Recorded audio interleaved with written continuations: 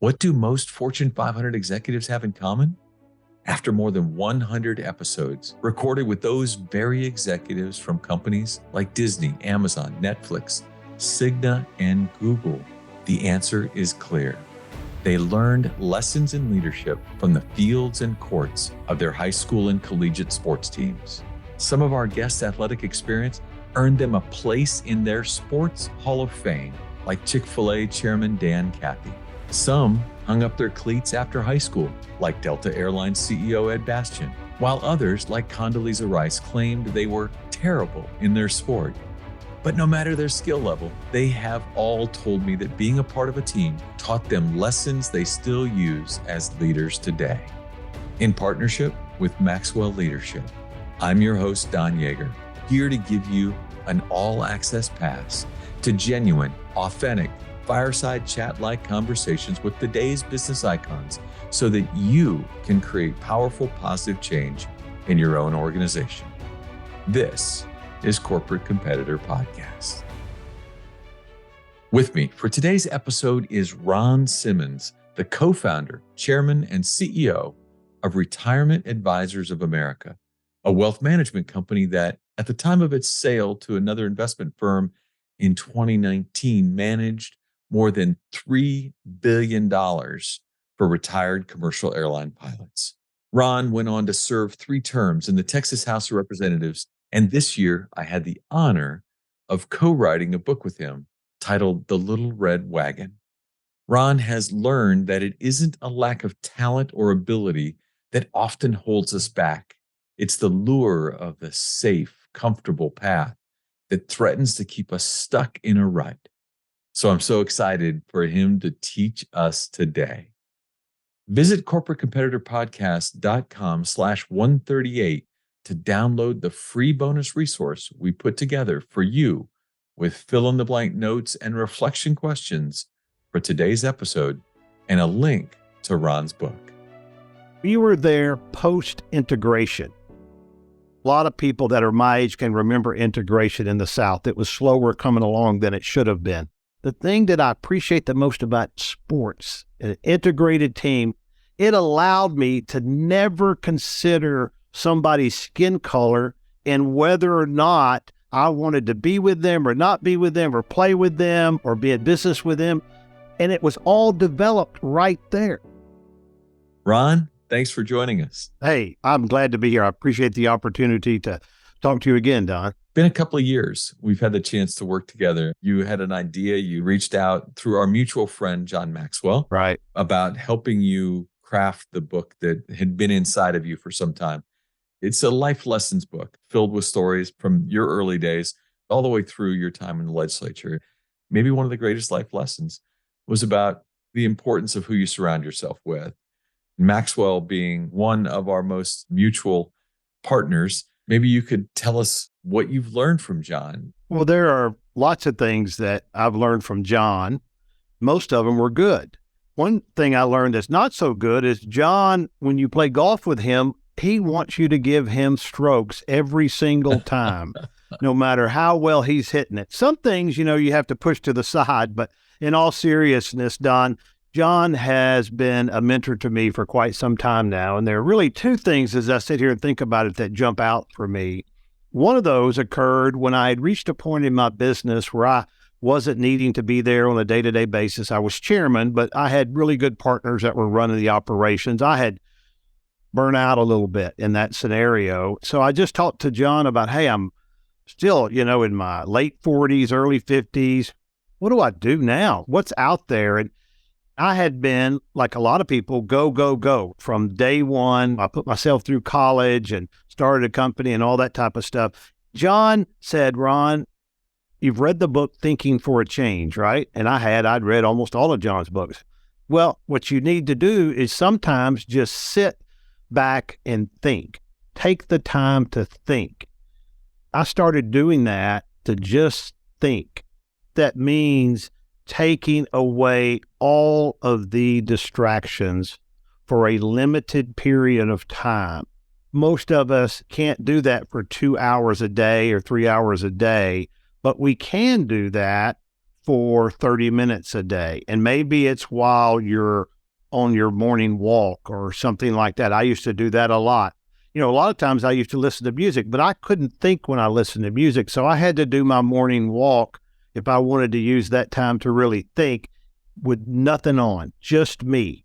Also, I would take the time by myself when I was in the car and not have anything on at all. It was just a time to think, talk to myself. Now, my wife will tell you that I practice all of my conversations in the shower. I don't know that, but she says one of the reasons that you're able to navigate conversations so well is because you've already practiced them. Maybe that's part of the process as well. And then the second thing was one summer I had left the legislature, but still felt I had something to offer. I remember having a lunch with John, trying to decide whether or not I wanted to run again. John just challenged me, what's the reasons that you might want to run again? And are those reasons really the big picture goal of your life? That really helped me think about it and decided not to run again, to move on to even other things that we have now found out, although we didn't know at the time, that the Lord's really blessed us with. That's awesome. You mentioned reorienting yourself. Yeah. Finding new challenges, mountains to climb, including when you move from executive leadership to go into the world of politics. State representative from your hometown there in Texas.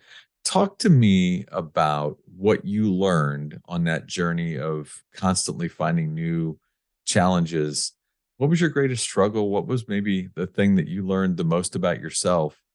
I didn't know what it meant, but all through my life, when I felt that things were a little stagnant, I needed to make some type of adjustment, whether that was in a personal life or business life or even sports. I needed to make a personal adjustment. Nothing organic ever remains constant.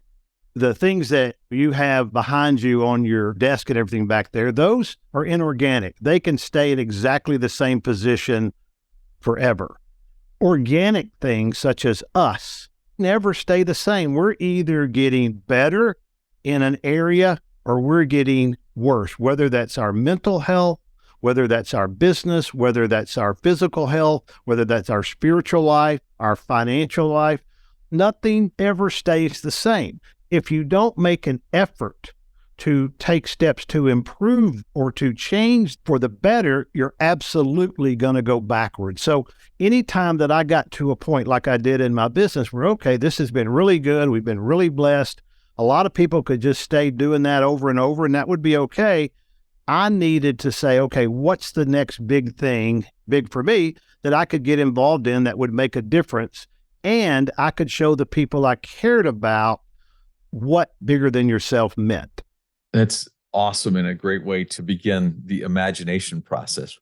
If I'm not making myself better today, I'm actually getting worse. When you first got elected to the legislature, you actually made it your mission to have in-person meetings with every other state representative and every senator in Texas. 179 meetings in your first 70 days. You didn't care whether they were Democrat or Republican. You didn't care where in the state they were from. You went to their office to try to be able to talk to them. And you even spent time looking at family photos, looking for things that you might have in common with them. Why was that so important to you to have those meetings? If you were going to ask someone to trust you, then you needed to build a relationship with them. And you could only do that by starting out that relationship with any significance face to face. With my background in business, where we managed money for families, specifically retired commercial airline pilot families, if you're managing their money, they're going to need to trust you.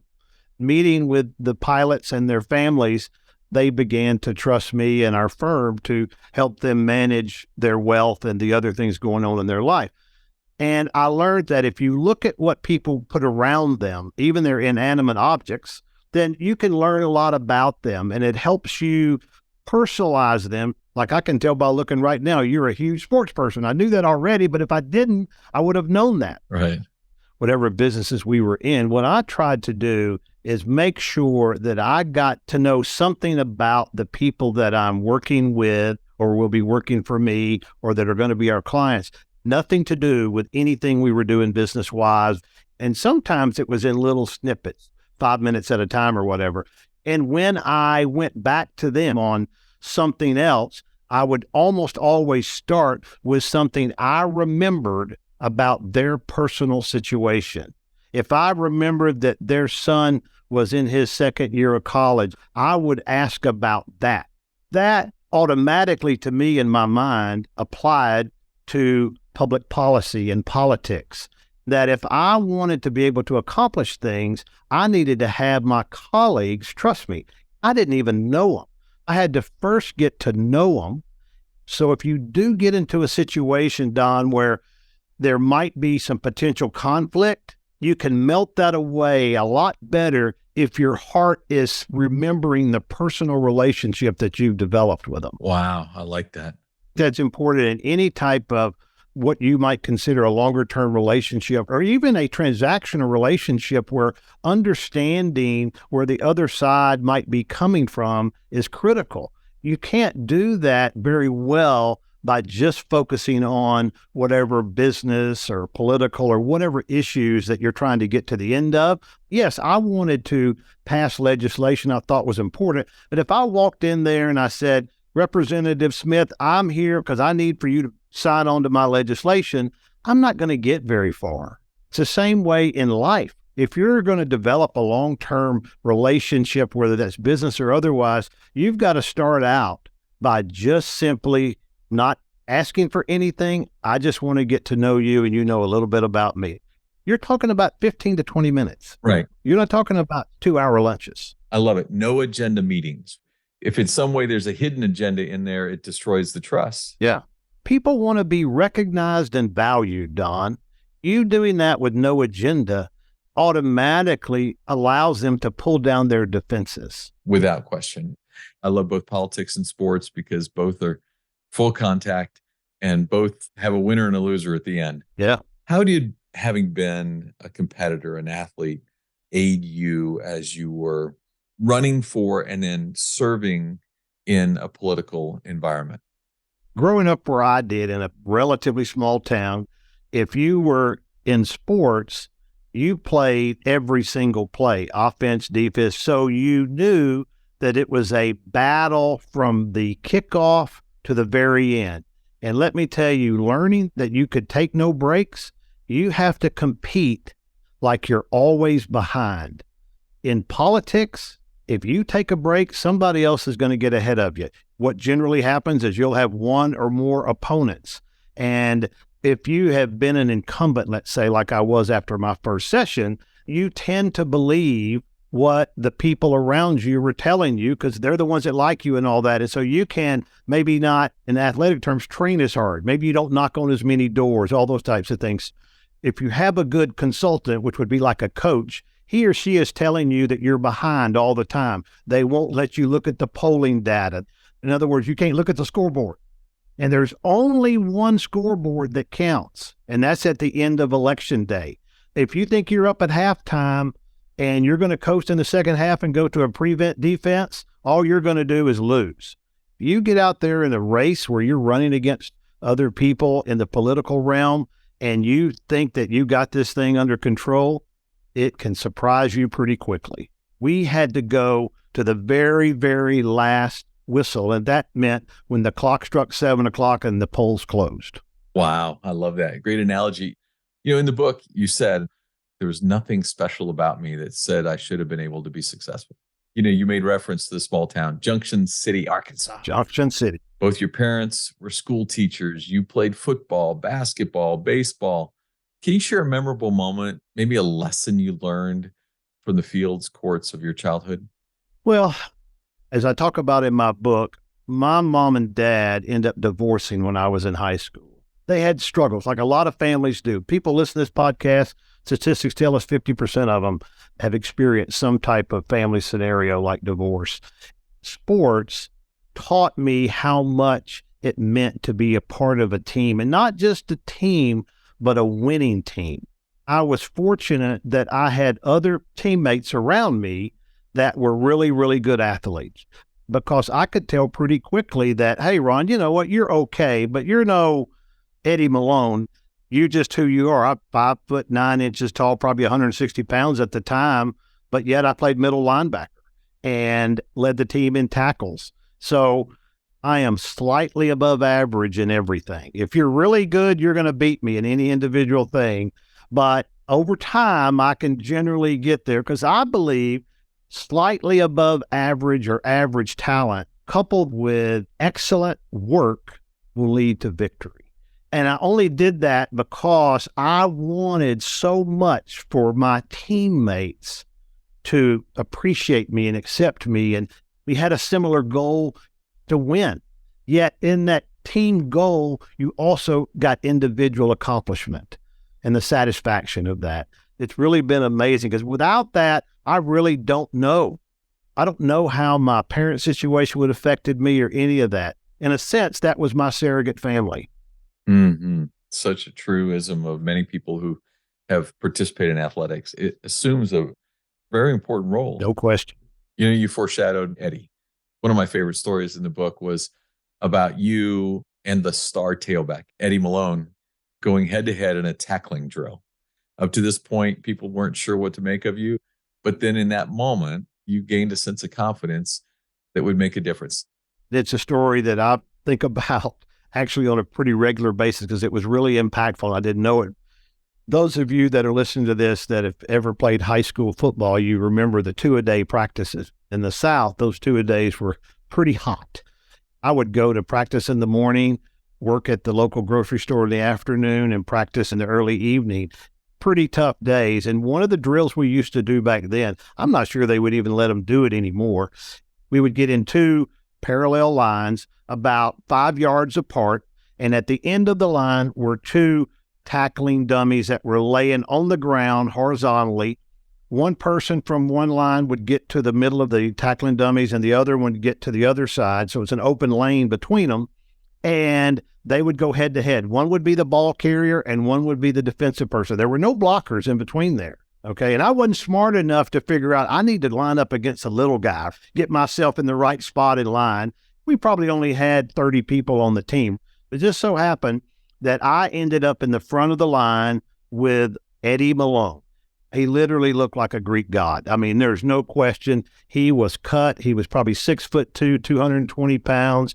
We had played together in junior high school and whatever. He was so good that they skipped him from 7th to 9th grade, not on his grades, but because of his athletic prowess. Back then in Junction City, we might not have done things exactly like they do them today. But anyway, coach blows the whistle, and Eddie's trying to get past me to the other side, and that's a few seconds. Look, I'm sure when Eddie got up there to the front of the line, he thought, okay, this isn't going to be that hard. I assumed he tried as hard as he could, but maybe he didn't. I don't know, but it's my story, so I'm going to assume that he did. We met in the middle, and I probably made the best tackle I'd ever made in my life to this day. He went down like a rock. He didn't gain 1 inch, and Coach Bolin jerked me up from the back of the jersey and said, this is my middle linebacker right here. And the way we played back then, the middle linebackers made a lot of tackles. There were a lot of action. And so the confidence that gave me, I rely on that still today. Isn't it fun how those moments can very graphically stick with you, and the byproduct of them, the confidence, can play its role as well? No question about it. Because it just says, well, if I can do that, then this maybe next thing, whatever that was, is it too hard? You can rely on that. There's something that changes inside of you when you've had that jolt of confidence. Well, it clearly worked. But I want to get into your yearbook here. Your name, class favorite. I don't even know what that is. What is class favorite? I don't, maybe I didn't make anybody mad. Maybe that's the only thing it was. You're a class president. You were in the school play, and I've got some pictures of you here that I would guess your family hasn't really seen. You look at all that and you're thinking you had a lot going for you. You say that, but let's go back to Junction City. 800 people or so in the town, 57 in my graduating class. The competition might not be as strong as some of the other guests that you've had. Class president may have simply been I was the only one that ran. Maybe I ran unopposed. I don't even remember.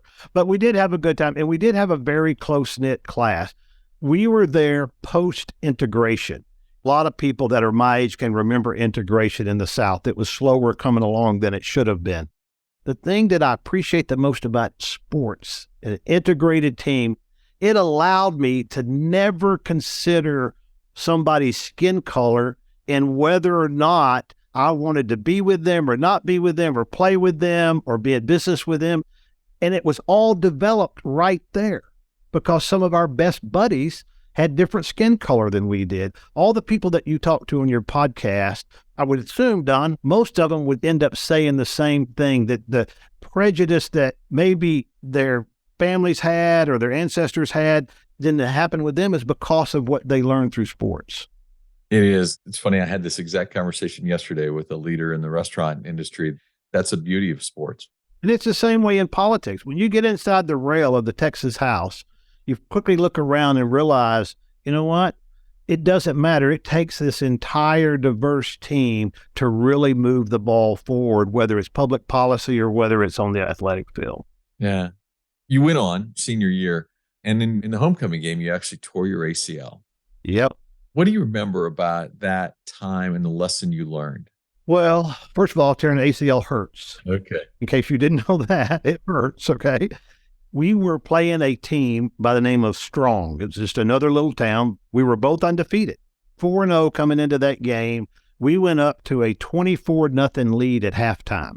Right before halftime, I was making a tackle, and one of my own players was coming in to finish the tackle off and just happened to hit my knee.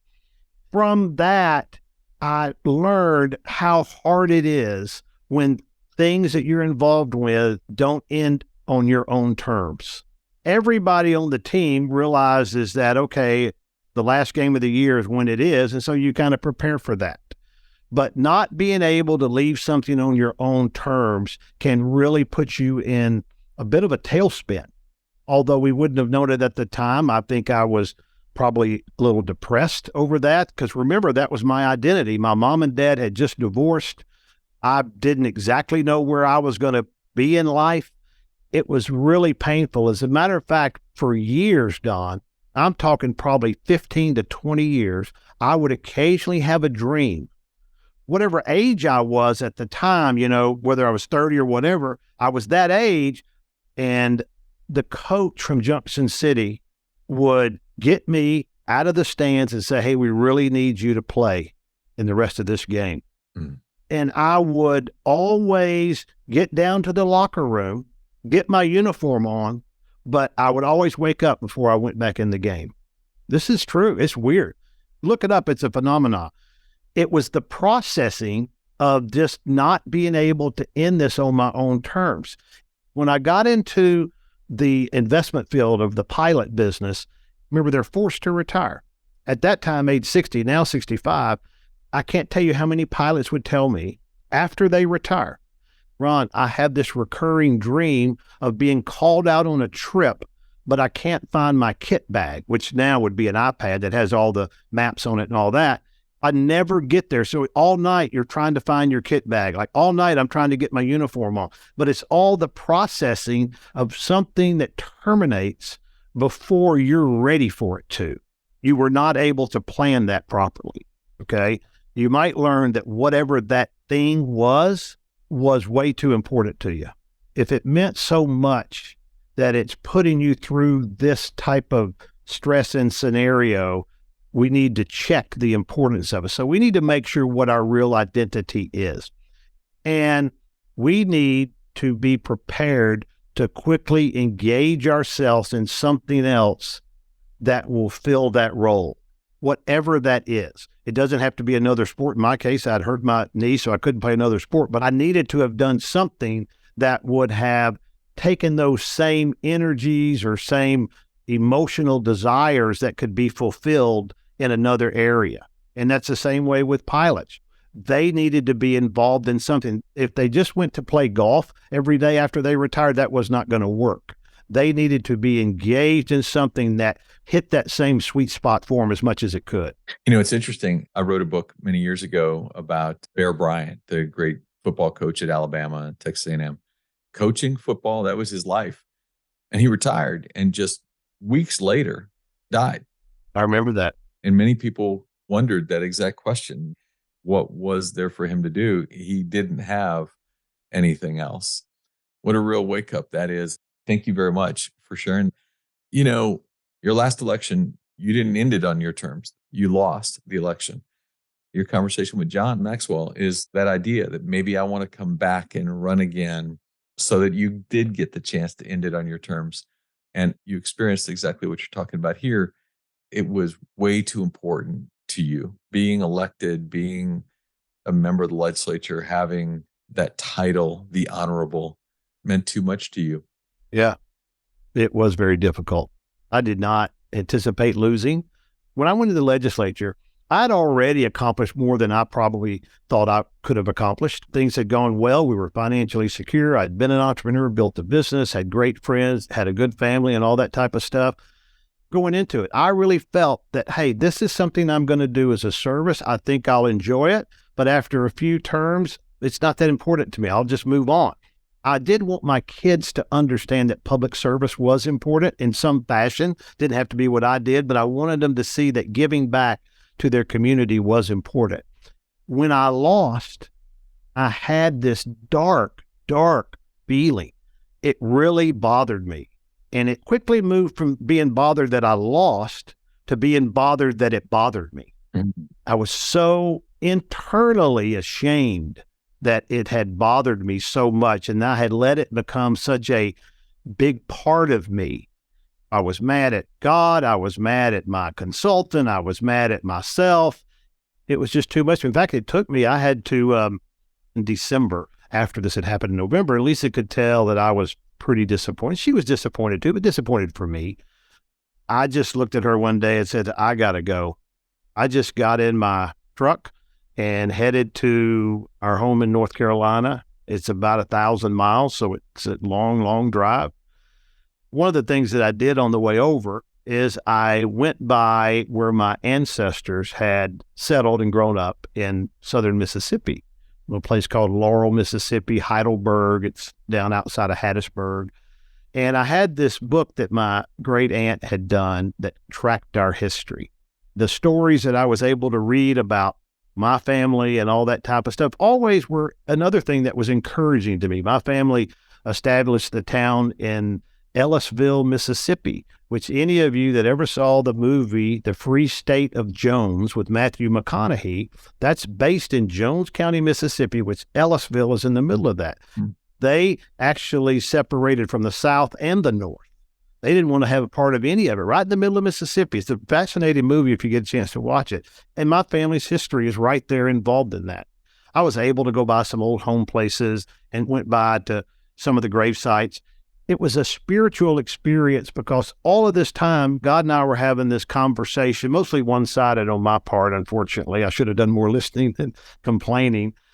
But I did look at those headstones and thought about my own mortality. When somebody comes, looks at my headstone, well, I have left enough of a mark that my grandson or my great-grandson, whatever, that they had a memory of me that was one that was positive.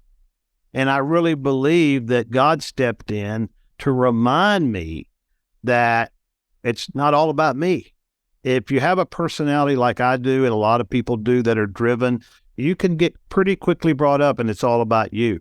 This reminder hit me. I didn't like it. That didn't even make me feel better. I just had to deal with that for a period of time and then move on. I love it. We do have one question that we try to ask every guest. Sure. Many people refer to their corporate organization teams. Mm-hmm. Truth is, most of them are not teams. They're just a bunch of individual contributors. Yeah. But you've been part of teams. You built them in business, certainly in sports, even in politics. Give us a little counsel. If you were trying to help us start to take a group of individuals, build a team, what would be a couple of the first things you would do to try to pull that group together? If you haven't identified the group, take your time in identifying the group. Do not rush that aspect. A lot of times we want to get to the end so quick, we don't take the time to really put the quality parts together. Take time to select that group. Once you've selected that group, though, make sure that you can have a group goal that provides for individual accomplishment. If you can't find a group goal that also allows individual accomplishment, recognition, however you want to define it, it's probably not even a worthy goal. It's probably just a goal you had for yourself that you wanted other people to help you get. That's not a team goal. And I would say trust. That's a word thrown around a lot, but what I mean by that specifically is that your word better be your bond. Inside that railing in the Texas House, if I told a member I supported their bill and then I didn't, our relationship was done forever. That's just the way it is. Like it or not, there's actually not even any recovery from that. And it's the same way in a team that you build. And then also, commitment is in stone. So if I've committed something to you, what I'm going to do is a part of our goal. That cannot change. I have to make that happen. If I don't make it happen, or if I see I can't make it happen, I've got to come back to you before I get to that point and say, hey, Don, I need some help here. I'm struggling with this, okay? And you can deal with me on that one. And then finally, zero duplicity. If people see duplicity in you, they don't want to be on your team. They may not leave your team because maybe that pays their salary, but it has been ruined. Make sure that if whatever you're part of, that you are who you are. Boy, that's very well laid out. But I'm going to be the cynic here a little bit. You know, I love politics. I live in a state capital, and boy, duplicity just seems to be a force in that world. Do you worry about that? Oh, I worry about it a lot. In fact, one of the things that was disappointing to me in serving is that I wanted to see if a statesman could still be effective in the political process. Well, I think it's possible. It's much, much harder. I had an example, my own perfect example. I filed a bill my last session to provide school choice, which is a big issue these days, as you know, for special needs children. I sat down with our speaker at the time, and I knew he was a big proponent of public schools, but I also knew that he understood the unusual and unique needs of kids with special needs. Before I filed the bill, I sat down with him and he said, I don't have any problem with that. I have supported some choice in the past, especially for special needs. So I went on and filed the bill, got everything done, went through all the committee process, got it back, ready to go out on the floor and vote on. And the way the situation works in Texas is the speaker can basically control whether or not it gets to the floor, and he never let it get to the floor. He and I, we are still friendly for sure, but I'll never forget the duplicity that occurred. Mm-hmm. Now, if he would have told me up front, Ron, I just can't do that, okay, I get that. I'm still going to try it, but at least I wouldn't have ever had anything at all negative in that scenario with him. But when he gave me the indication that, hey, if you can get it done, then I'm not going to stand in your way, and that changed, I couldn't be a part of his team anymore. I get it. You know, speaking of special needs, you have a son on the autism spectrum, and being involved in his life was really important to you. That's right. My role with Daniel is to be the caretaker for that slowed me down in a positive way, not in a negative way. And it's allowed me to see things through a lens that I probably would have not seen it through before, because I see it in others that don't have any experience or relationship with kids or people with special needs. It's easy to say, I want to help, or I want to be a part of that and all that. But when you have someone that's close to you and you see the hurt that goes on inside of them because of the way maybe they're neglected by society and what have you, really, really helped me appreciate the small accomplishments that people can make. It's helped me appreciate people for who they are. And it's also reminded me that I can't fix everything. You know, if I could, I would fix it, but I can't fix everything. So some things God just puts with us to be the caretaker for, not the fixer of. Right. I got to mention your daughter, because I'm a big fan of Allie Beth. She has her own podcast called Relatable that is really incredible, great following, written a couple of books, very, very successful. You actually mentioned that you believe part of her instruction was the time as a child when she would ride in the car with you and you would be listening to tapes from Amway with her brother Justin. It's funny, sometimes we're listening and we're not really thinking about how it's affecting them, but clearly it did. Yeah. They learned that their mom and dad wanted to improve themselves, that personal development or personal improvement was important, and that we didn't have all the answers. We were still looking for answers of ways to make us better, whether that's better parents or better business people or just better members of society. Their brain is such a sponge that they are taking that in and not even knowing it. And at the right times, that sponge releases some of that information into their frontal cortex, and they begin to understand what that means in their life. Our boys, when we had them, they're very laid back, good guys. I remember Lisa and I would be in church and Sunday school class, and people would be talking about how wild their kids were, and we'd be like, man, we must be the best parents in the world. 7 years later, Allie Beth comes along, and she is my personality with female hormones, which can often cause challenges. She was always pushing the envelope, not from a behavior standpoint, but more from an intellectual standpoint. By the time she was 5 years old, we thought we didn't know anything about parenting. Her mother and her had such a great open relationship. Allie never felt like she couldn't come talk to Lisa primarily about anything. With me, as she got older, she became coming to me for advice on more business related, political, all that type of stuff. Of course, she's done all the work. God's blessed her for sure. But it's really nothing that we did other than just help get her to adulthood. She's phenomenal. Ron, it's been great getting a chance both to help tell your story in the book that's crafted, Little Red Wagon.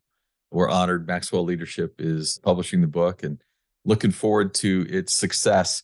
Other than reaching out to the book, is there any other suggestion you might have on how someone could reach out to you?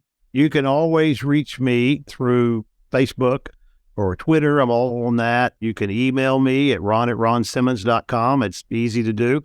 You can get my book anywhere books are sold, actually.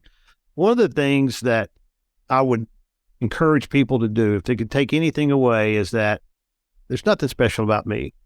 And there's a lot more people out there like me than there are the Aaron Rodgers and the Tiger Woods of the world. They actually worked hard, but probably started out with talent that most of us don't have.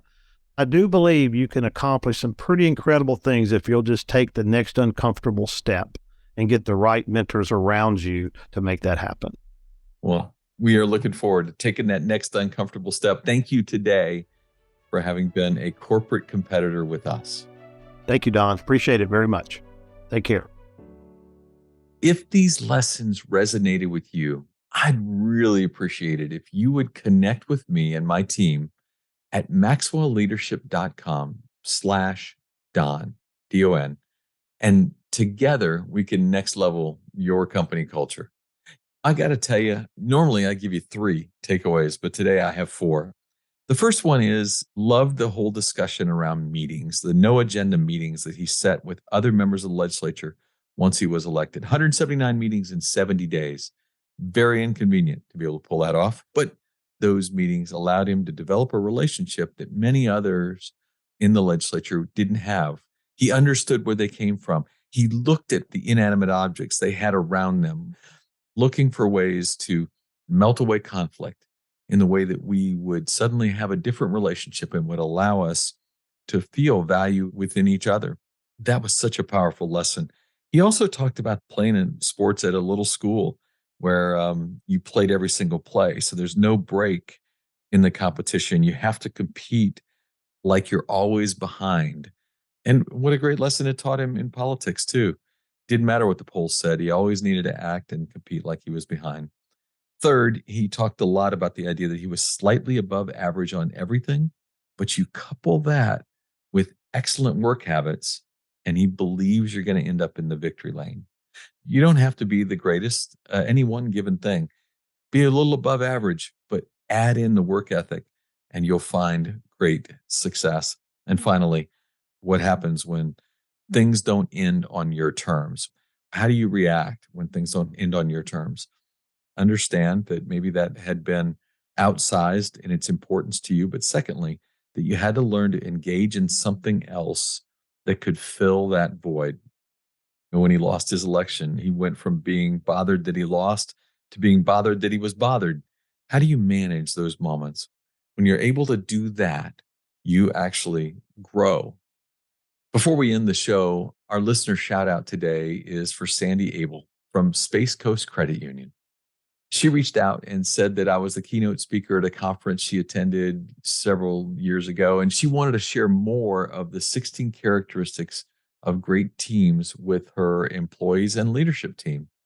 Sandy, that growth attitude will be contagious on your team there in Melbourne, Florida. I'm so glad you're a listener of the Corporate Competitor Podcast. Thank each and every one of you for the time you've given us today and the lessons I hope that you'll take from this discussion. Go out and be a great corporate competitor. If you could share one habit, one thing you've done consistently that allowed you to separate yourself from your competitors, what would it be? In my 30-year career, 2,500 of the greatest athletes, coaches, and leaders answered that question for me. This is Don Yeager, who did that article I was telling you about. Don, Dave Simmons with Coach K. How you doing? Hey, Don. How you doing, my man? Great, sir. What they gave to me is what I'm giving to you in my online course, Journey to Greatness. Through engaging storytelling and on-demand videos, you will learn the 16 habits that will jumpstart your personal growth. I will instruct you on how to apply these winning characteristics to your life through custom workbook exercises. We are slashing the price for our podcast listeners.